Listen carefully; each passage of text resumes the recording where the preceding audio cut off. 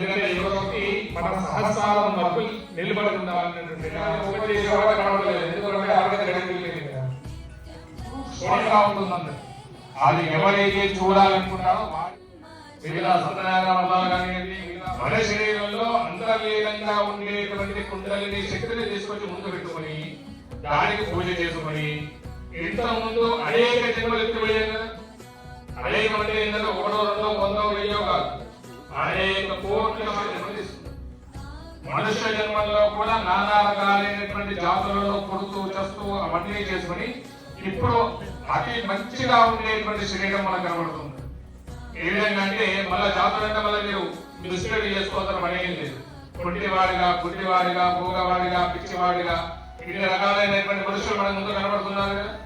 మనకి రెండు కాళ్ళు పనిచేస్తున్నాయి, కాళ్ళు పనిచేయని వాడు, చేతులు పనిచేస్తున్నాం, మనకి అందుకనే మన ఎక్కడ ఉన్నాడంటే మనసులో శరీరంలోనే చూసుకుంటాం. అందుకనే దేహో దేవాలయంతో జీవో దేవస్థాన ప్రతి శరీరము దేవాలయమే.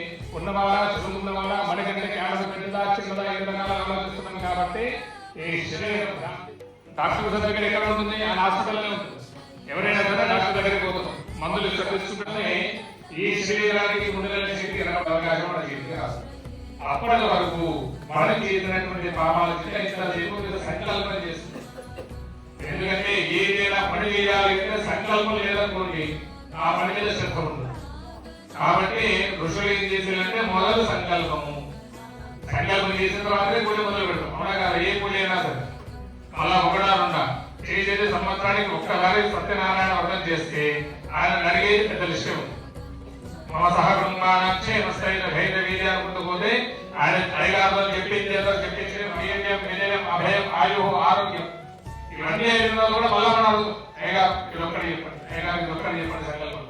మా మామయ్య ఇంట్లో ఉన్నాడు ఆయన గురించి చెప్పండి సంకల్పం, మా నాన్న మా ఊళ్ళో ఉన్నాడు ఆయన గురించి సంకల్పం చెప్పండి.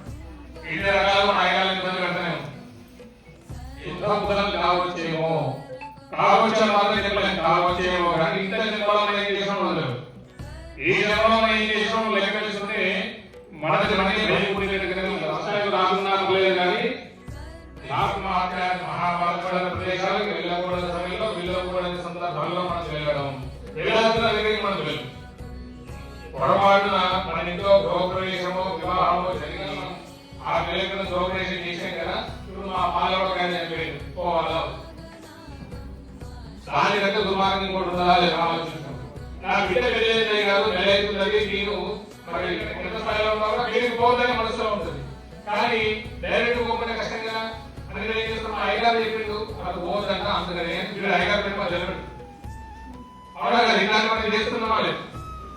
ఇటువంటి అన్ని కూడా మనకి గుర్తుండకపోవచ్చేమో కానీ చిత్ర గుర్తులు రాసుకుంటూనే రాసుకుంటూనే అనేది ఫ్రెండ్ పేపర్ పెట్టుకొని రాసుకుంటూ కూర్చోడు. మళ్ళీ ఏది సినిమాలలో చూపెట్టినట్టుగా ఇక్కడ ఉంటాడు. అంటే ఈ తెలుగులో లెక్క గుర్తుకు వస్తూనే ఉంది.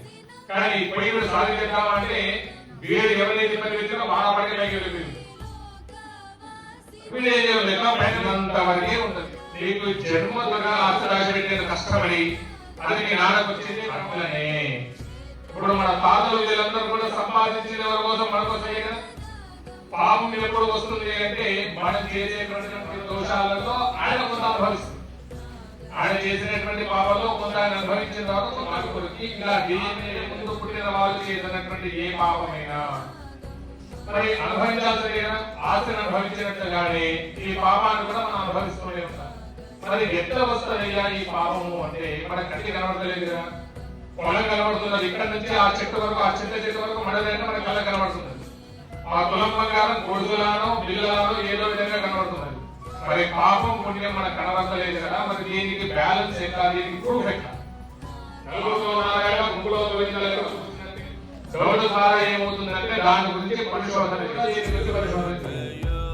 అందరూ ఒక రకంగా పొందుతాం కదా, అందరం కలిగి డబ్బులో పొందలేదు. ఎందుకు అంటే మళ్ళా పుట్టేవాడు ఒకే సమయంలో పుడుతున్నాడు, ఒకే టైం సర్కిల్లోనే పుడుతున్నాడు, ఒకే హాస్పిటల్లో పుట్టిన ఒకడు మంచి ఏసీ రూమ్లో ఆ విధంగానే వీడు బయటకు వచ్చిన తర్వాత వీడి ప్రారంభాన్ని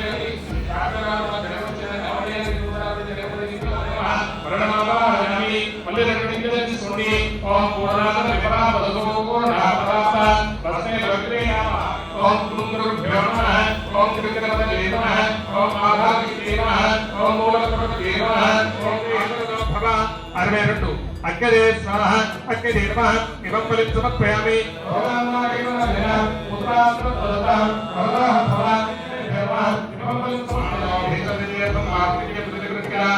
नमस्कारं समर्पयामि अक्षरो पूजयित्वा लेशनिलबडि अक्षरो पूजयित्वा सर्वेभ्यो नमः ओम विधनं दुर्गेभ्यः विदुष्टं आश्रयेण मणिदेवः ये अंतरिक्षं देवी एवं तथा सर्वेभ्यो वीरो मूढ प्रवेशमान जरगनि सिद्धये नागेन्द्र हरभूषण नमस्कार अट्लने देवालय दक्षिण नमस्कार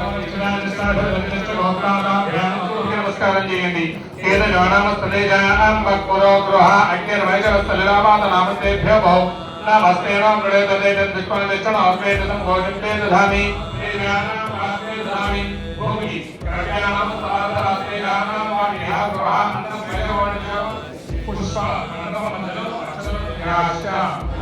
नागानु पार्षदाः तथा प्रसन्नाः